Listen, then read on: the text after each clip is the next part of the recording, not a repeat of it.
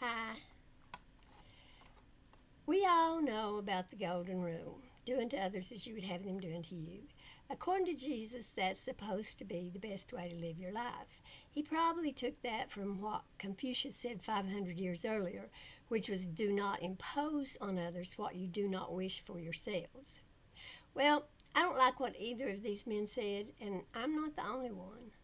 Even philosophers like Immanuel Kant and Friedrich Nietzsche criticized the golden rule. We're not all alike. We come from different backgrounds and have different likes and ideas about what pleases us. After all, a lot of kids want a puppy for Christmas. If my parents had wanted to send me from the room hurt and crying, they could have given me a puppy. My father died when I was 15. I wasn't close to him, but his death still hurt. And I wanted to immerse myself in my final time in his presence. So I paid close attention to the songs sung and the words spoken at his funeral and at the gravesite. As they were lowering him into the ground, my heart was trying to take it all in so I could remember. I wanted to savor those final moments before my father's body was buried beneath the ground, never to be seen again. Unfortunately, our preacher's wife was standing next to me, and for some ungodly reason, she thought it was a good idea to talk to me while I was trying to go with my daddy as far as I could go. And about Tupperware, of all things. This woman wasn't a spring chicken. She had a 17-year-old daughter, so she had to be at least in her late 30s. I know, she was trying to distract me. She thought that was a good thing. She was no doubt doing what she thought she would want done to her. But I realized the other night that I'm still a little miffed at this woman, and she's dead. And one time, someone gave me a really nice jacket. It was in style and it was expensive. And I know the person bought it out of love for me and wanted to please me. And I appreciated the thought very much. But I hated that jacket. I thought it was the ugliest yarn. And it was also uncomfortable. And I wouldn't have been caught dead in it at a dog fight. Doing to others as you would have them doing to you isn't always a good idea. Oh, sure. If I want respect from you, then I need to give you respect. And if I don't want you to steal my property, then I don't steal yours. But as I said, we are totally different people, and we don't always know what the other person wants. So, better than the golden rule is the platinum rule, which states doing to others as they would like done to them. They most likely don't want the same thing we want. I'm fixing to complain about one way people try to practice the golden rule that really upsets me.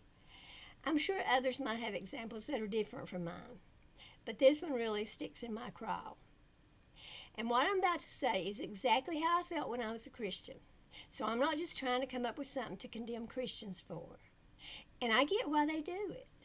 They're trying, first and foremost, although they might have other reasons, to follow the commands of their God, as that's always what's first and foremost on their minds, be the thing good or bad. Okay, here goes. Unless you're super close to me and somebody who loves me, do not come to see me when I am sick. I'm down and out and miserable, and you think I want you to come and gawk at me? I may not have showered for a week. My hair may be matted. Snot may be running down my face. I may be puking or stinking up the room with my diarrhea. The last thing in the world I need is to have to entertain you on top of everything else. And yes, you expect to be entertained. You sometimes come in pairs, and one of you might be standing on one side of my bed and the other on the other side. You speak, and I have to, if I'm able, keep moving my head from side to side to look at you and respond to you. You expect me to regale you with my symptoms, and you probably think I want to hear about your sweet granddaughter because hearing that she said googly woogly will make me smile and make me feel better. Oh, and then you want to pray to your God. You know, the one that's half God and half man, like a centaur or mermaid. I know he's fully human and fully divine, blah, blah, blah. But for all you know, My wicked cousin is standing there, and my atheist friend is sitting on the edge of the bed. It's uncomfortable for everybody. And yes, it's okay for my wicked cousin and my atheist friend to be there. They're family and friend. I actually know them. You, not so much. Maybe I saw you a time or two on the street. Maybe we even went to the same church at some point. But we barely spoke and we sure didn't hang out. That's because we didn't particularly jive with each other, which is fine. But why are you coming around now of all times? If I didn't want to be close to you before, I for sure don't want to be close to you now. I know the Bible requires you to visit the sick. But that was written at a time when there weren't hospitals on every corner where doctors and nurses take care of the health of people. And the point was to actually do that, take care of the sick person. It wasn't about just going to see the person, but was about actually providing what the person needed. When my younger son was a baby, I was in the hospital with him for 2 days and nights so he could be circumcised. I felt good, but I needed food. I needed entertainment. I needed visitors, but did they come?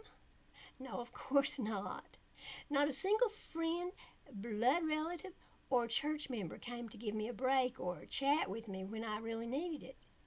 Because, I was sick, and I wasn't sick. And it's the sick you have to visit to please your God. But 2 people did come. My husband's parents, bless their kind hearts, came and brought me a vegetarian pizza. I was extremely grateful to them for that. And they didn't do it to check off some command they had to perform to please an angry God. They never thought about the golden rule. They did it because they loved me and they loved my son. They did it to help me, not to fulfill a requirement. They did it because they knew I loved vegetarian pizza, and they knew I was alone with a 4-month-old baby and missing my 2-year-old son. Well, the month Aaron turned 4 months, Seth turned 3, so maybe Seth was 3. Anyway, I don't mean to try to judge the hearts of those who run to hospital rooms to visit the sick. Some may have the very best of intentions, but you know how people say to give them flowers when they're alive and not when they're dead? Well, if you don't talk to me, don't visit me, don't have anything much at all to do with me when I'm well, do not, I repeat, do not come out of some obligation to see me when I'm sick. And if you don't know me well, then what else can it be but obligation or to please your God? I didn't visit people in the hospital when I was a Christian. Oh, I felt guilty that I didn't because I thought I was supposed to. But also, got to practice that golden rule, and I didn't want it done to me. I did get dragged along once by a preacher's wife to visit people in the hospital, and I was very uncomfortable. And once I felt compelled to visit a co-worker whom I thought I'd caused to be in the situation he was in. He wasn't supposed to eat popcorn, but over and over I enticed him with popcorn, and he ate. And that one tub of popcorn that one time pushed him over the edge, so I went to see him. Thankfully, he was asleep, so I didn't have to disturb him. Again, I did that out of guilt. But please put aside your guilt. You don't need it. I don't want you around me when I'm sick. I beg you, don't come and see me. You know how you don't visit people in prison even though your book tells you to? No, you can do that with sick people too. And if I'm the sick person, well, you know what to do. Or rather not do.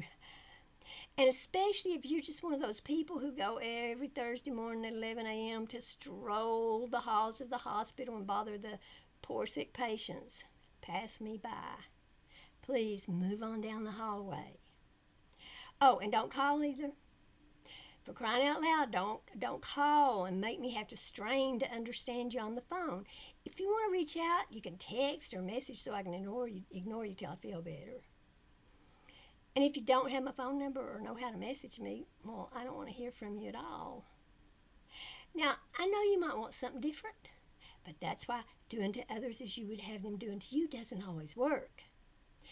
People tell us not to ask if someone needs help or whatever, but just to do something. Well, I'm telling you something different. I'm telling you to ask. Find out what the person wants. And frankly, if you don't know the person well enough to know, maybe you shouldn't be messing with them to begin with, especially if they're sick. But what do I know about what others want? Ask them and find out. Follow the platinum rule. Find out what people want, and if you're able, give it to them. Do to others what they've let you know they want. What you want may just place added burdens on them and make them worse off than they were before you did your so-called good deed. Thank you all. Bye.